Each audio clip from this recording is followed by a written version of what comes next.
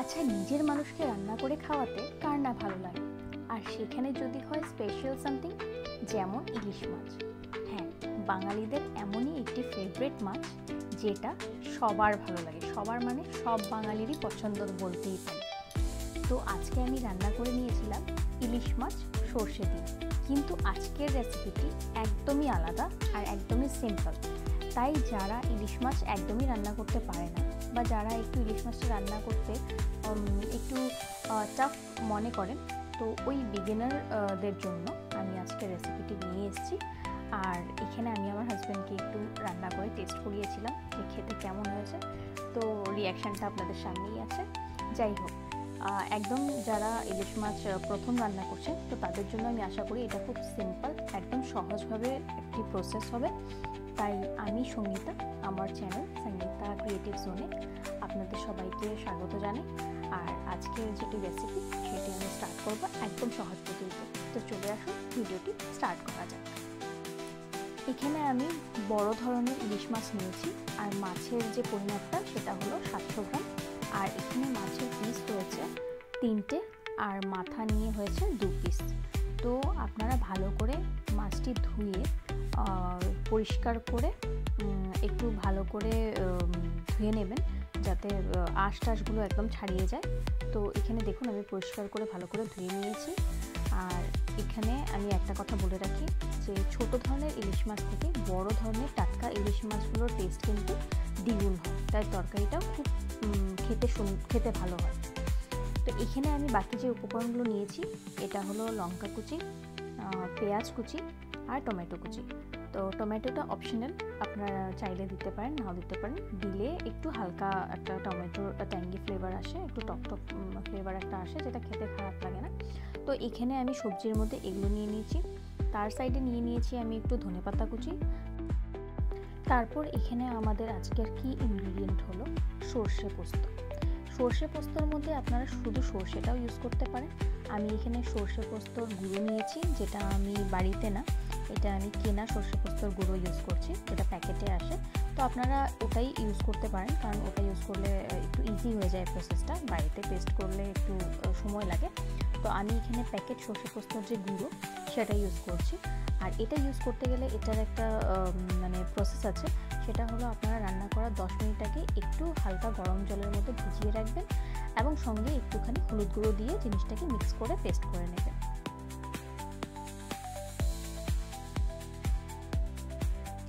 পেস্টটাকে বেশি জল দিয়ে মিক্স করবেন না, নাহলে এটা একটু পাতলা হয়ে যাবে। তো মোটামুটি একটু ঘন করে পেস্টটাকে তৈরি করবেন।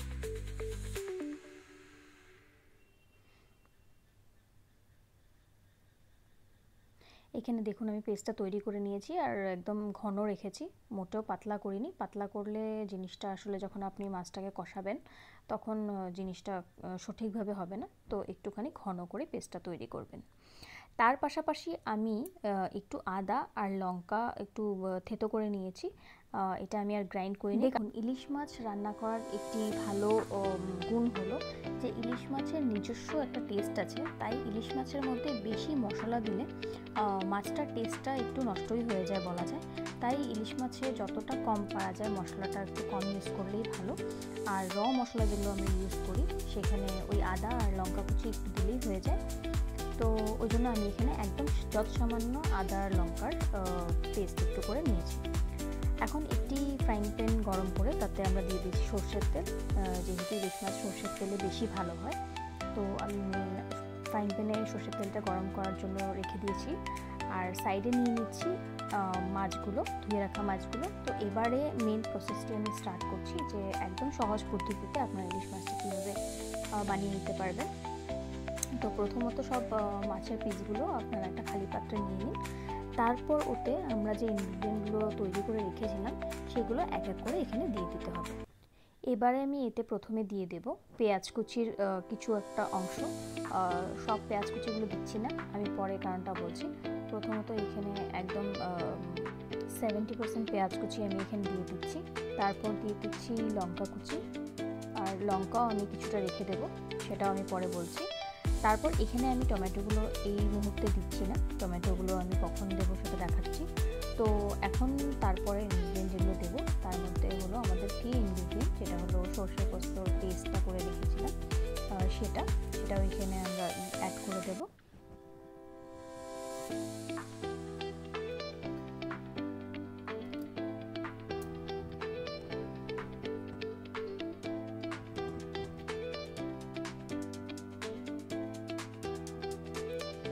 সর্ষে পোস্তের পেস্টটা দেওয়ার পর এখানে আমরা এক এক করে যে আমাদের গুঁড়ো মশলাগুলো আছে সেগুলো অ্যাড করব।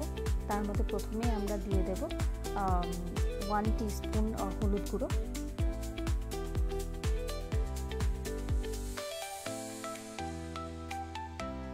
তারপর দিয়ে দেব 1 টিস্পুন রেড মির্চ পাউডার মানে লাল লঙ্কা গুঁড়ো, তারপর দিয়ে দেব জিরে গুঁড়ো 1 টিস্পুন, তারপর এর মধ্যে দিয়ে দেব 1 চা চামচ ধনে গুঁড়ো।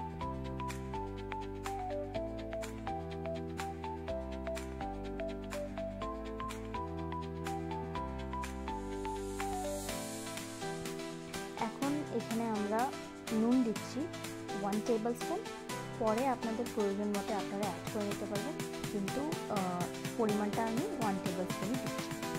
তারপর দিয়ে দেব লঙ্কা এবং আদা কুচির যে পেস্টটা করে রেখেছিলাম আমি সেটা,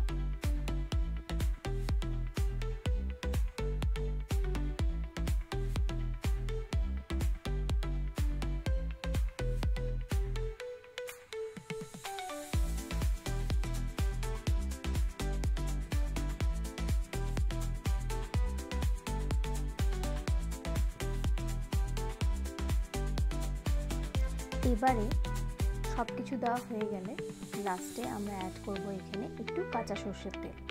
আমরা কড়াইয়ে তো 2 টেবিল স্পুনের মতো সর্ষের তেল দিয়ে দিয়েছিলাম, এখানেও আমরা ম্যারিনেট করার জন্য জল না তেল ব্যবহার করছি, তাই তেলটাও এখানে আপনার মোটামুটি 2 to 3 টেবিল স্পুনের মতো অ্যাড করে দেবেন।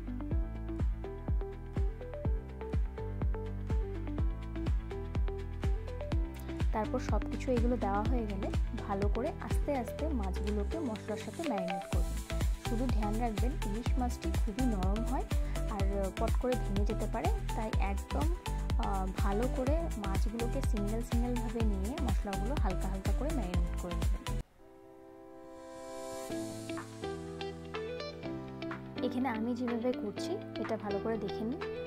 যারা আগে ইলিশ মাছ রান্না করেছেন তাদেরকে নতুন করে কিছু বলার নেই, কিন্তু যারা নতুন করে ইলিশ মাছ রান্না করবেন ওনারা কিন্তু ভালো করে দেখে নিন, কারণ ইলিশ মাছটা কিন্তু এই ম্যারিনেট করার সময় যতটা খেয়াল রাখতে হয় ঠিক ততটাই কড়াইয়ে আমরা যখন দেব তখন যখন আমরা হাতা দিয়ে নাড়াচাড়া করব তখনও খুব কেয়ারফুলি করতে হয়, না হলে কিন্তু মাছটা ভেঙে যাওয়ার চান্স থাকে। সুতরাং একদমই হালকাভাবে মাছগুলোকে নাড়াচাড়া করবে। এখানে আমি ম্যারিনেট করে এই পাত্রটি 5 মিনিটের জন্য সাইডে রেখে দিচ্ছি, যাতে মশলাগুলো মাছের গায়ে ভালো করে বসে যায়। এখন আমরা দেখে নেব ফ্রাইং প্যানে তেলটি গরম হয়েছে কি। তো মাছগুলো দেওয়ার আগে আমাদের হালকা করে একটু ফোড়ন দিয়ে নিতে হবে, তার জন্য আমি ব্যবহার করছি এখানে 1 চা চামচ কালিজিরা, গোটা কালিজিরে, তারপর গোটা লঙ্কা, শুকনো লঙ্কা, তারপর এখানে আমি একটু গোটা সরষে ইউজ করছি, এটাও আপনারা চাইলে দিতে পারেন কিংবা না দিতে পারেন। আমি একটুখানি হালকা একটু ফ্লেভারের জন্য গোটা সরষে দিয়েছি। তারপর আমরা যে বাঁচিয়ে রেখেছিলাম লঙ্কা কুচি, পেঁয়াজ কুচি আর টমেটো কুচি, এগুলো এখন আমরা এখানে অ্যাড করে দেব।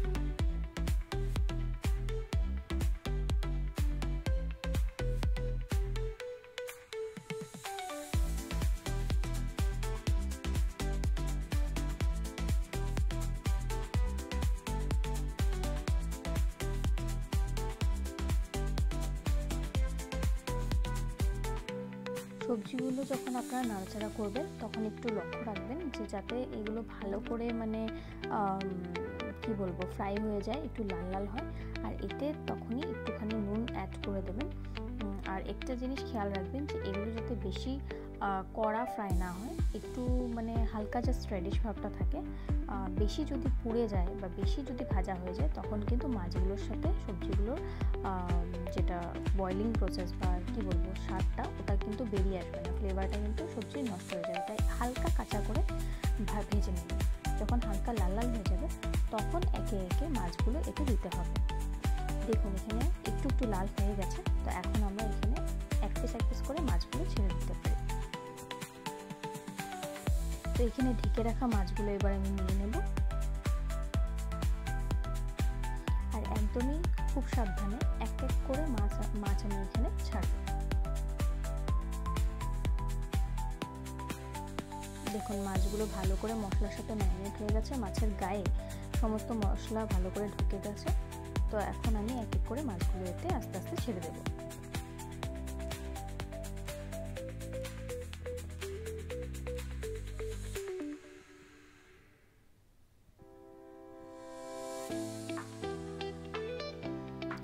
ম্যারিনেট করে রাখা বাকি মশলাগুলো এগুলো আপনারা একটু একটু করে উপরে মিলিয়ে দিয়ে দেবেন। যারা বিগিনার তাদের জন্য বলছি, দেওয়ার সময় খুব সাবধানে দেবেন, কারণ কড়াই খুব গরম থাকবে। তো একদম আস্তে আস্তে করে হালকাভাবে সব বাকি মশলাগুলো যেগুলো থাকবে সেগুলো আস্তে করে ছড়িয়ে দেবেন। দেখুন আমি কিভাবে নাড়াচাড়া করছি হাতা দিয়ে, সুতরাং এইভাবেই নাড়াচাড়া করতে হবে। একদম জোরে করতে গেলে বা বেশি যদি হাতা দিয়ে নাড়াচাড়া করেন তাহলে কিন্তু মাছগুলো ভেঙে যেতে পারে। তাই একদম আস্তে আস্তে খুব সাবধানে মাছগুলো নাড়াচাড়া করবে। এবার একটু ঢাকা চাপা দিয়ে মোটামুটি 10 মিনিটের জন্য একদম হালকা আঁচে রেখে গ্যাসটা একটু সময়ের জন্য ছেড়ে দিন। 10 মিনিট হয়ে গেলে একবার ঢাকা চাপাটা তুলে নিয়ে দেখে নিন মোটামুটি মশলাটা কিভাবে মাছের গায়ে লেগে আছে কিনা বা ভালো করে ভাজা হচ্ছে কিনা।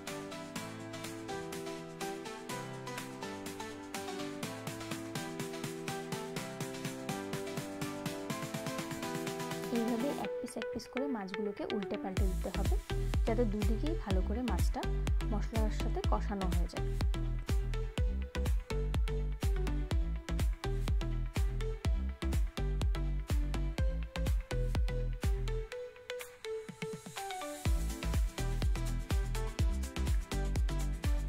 এবারে ম্যারিনেট করে রাখা যে মশলা ছিল তারই মধ্যে একটুখানি জল দিয়ে ভালো করে নাড়াচাড়া করে ওই জলটি এই মাছের গায়ের মধ্যে ঢেলে দিতে হবে। এক্সট্রা জল খুব কম ব্যবহার করবেন, বেশি জল ব্যবহার করলে কিন্তু ইলিশ মাছের ঝোলটা পাতলা হলে ভালো লাগে না, ওটা একটুখানি ঘন থাকলে খেতে বেশি ভালো লাগে। সুতরাং এক্সট্রা জল একদম প্রয়োজন না হলে অ্যাড করবেন। এবারে আরেকবার ঢাকা চাপা দিয়ে মোটামুটি আরও 10-15 মিনিটের জন্য হালকা আঁচে রেখে একটু সময়ের জন্য ছেড়ে দিন। 15 মিনিটের মতো হয়ে গেলে আরেকবার ঢাকা চাপাতে তুলে মাছগুলো উল্টে পাল্টে নিয়ে দেখে নিন মাছগুলো সেদ্ধ হয়েছে কিনা, এবং তারই পাশাপাশি লক্ষ্য করবেন যে ঝোলটা কেমন হচ্ছে, বেশি পাতলা আছে না ঘন হচ্ছে, এটাও লক্ষ্য রাখতে হবে। এবারে দেখুন এখানে আমার ঝোলটা মোটামুটি কষানো হয়ে গেছে, তাই এবারে আমি উপরে ছড়িয়ে দেব আমাদের ধনেপাতা কুচিগুলো যেগুলো করে রেখেছিলাম, সেই ধনেপাতাগুলো একটু একটু করে উপরে ছিটিয়ে দেবেন।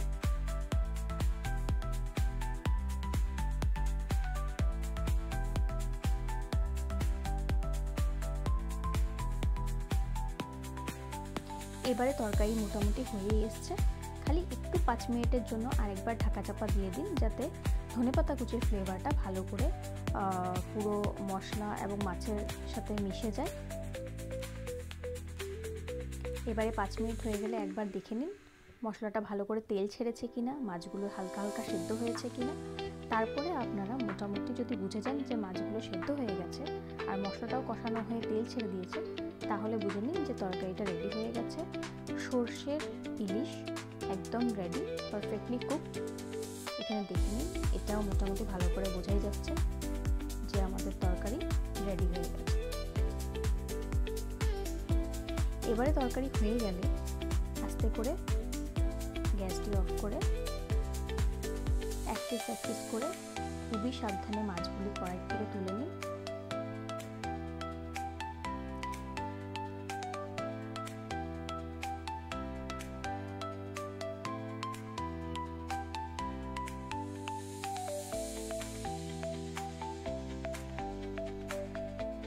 আমাদের সর্ষে ইলিশ ভাপা নয়, সর্ষে ইলিশের ঝাল একদম তৈরি হয়ে গেছে এবং এটা আমরা পরিবেশন করে নিয়েছি। তো আপনারা নিশ্চয়ই বাড়িতে এই সিম্পল ইলিশ মাছের রেসিপিটি ট্রাই করবেন। আর আমার এই ভিডিওটি কেমন লেগেছে সেটা আপনারা জানাবেন কমেন্ট বক্সে। আর যদি ভিডিওটি ভালো লেগে থাকে তাহলে নিশ্চয়ই লাইক করবেন। আর আপনারাও বাড়িতে ট্রাই করে নিন এই সর্ষে ইলিশের ঝালটা, আর একদম গরম গরম পরিবেশন করে নিজের মানুষদেরকে খাওয়ান এবং আপনারাও খান, এনজয় করুন এবং ভালো থাকবেন, সুস্থ থাকবেন। আর আমার চ্যানেলের কন্টেন্টগুলো যদি আপনাদের ভালো লেগে থাকে তাহলে নিশ্চয়ই চ্যানেলটি সাবস্ক্রাইব করে নেবেন। আগামী দিনে নতুন নতুন আর সিম্পল ওয়েতে যেগুলো রান্না করার প্রসেস আছে সেগুলো আমি নিশ্চয়ই আপনাদের সামনে নিয়ে আসবো। তাই আমার চ্যানেলটিকে সাবস্ক্রাইব করে নেবেন আর সাপোর্ট নিশ্চয়ই করবেন।